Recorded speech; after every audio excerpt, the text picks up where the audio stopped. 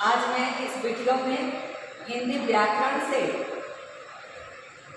व्युत्पत्ति के आधार पर शब्दों के भेद बतलाने जा रही हूँ, क्योंकि बहुत सारे विद्यार्थियों का डिमांड आ रहा था कि मैडम हम लोग को शुरू से व्याकरण बताइए, तो और भी अगले वीडियो में मैं बनाकर दूँगी। तो व्युत्पत्ति के आधार पर शब्दों के 3 भेद होते हैं। व्युत्पत्ति के दृष्टि से शब्दों के 3 भेद हैं। पहला रूढ़, दूसरा यौगिक और तीसरा योगरूढ़।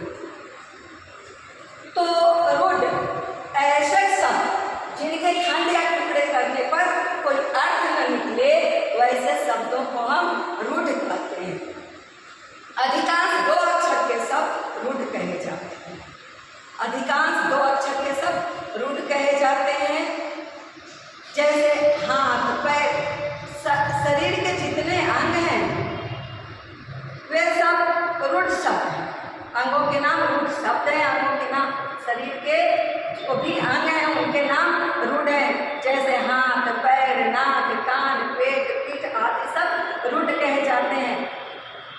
तो हम यह जान लें कि रूढ़ 2 अक्षर के शब्द जिनका कोई टुकड़ा करने पर अर्थ न निकले, उसे उन शब्दों को ही हम रूढ़ कहते हैं। दूसरा है यौगिक। यौगिक का अर्थ होता है तो योग करना यानी जोड़ना। तो 2 शब्दों के मेल से बने शब्द को यौगिक कहते हैं। जिसमें 2 शब्द मिले हुए हों वैसे शब्दों को हम यौगिक कहते हैं। जैसे विद्यालय, तो विद्यालय शब्द में 2 शब्द जुड़े हुए हैं। विद्या जोड़ आलय, इसे मिलाकर बनता है विद्यालय। तो 2 शब्दों के योग से बने शब्द को ही यौगिक कहते हैं। विद्यालय, शिवालय, ये सभी कहलाते हैं यौगिक। तीसरा है योगरूढ़। ऐसे शब्द जो साधारण अर्थ छोड़कर विशेष अर्थ ग्रहण करते हैं, ऐसे शब्दों को हम योगरूढ़ कहते हैं। जैसे हमने यहाँ लिखा है जलज। जलज का अर्थ होता है जिसका जन्म जल से, उसे जलज कहते हैं।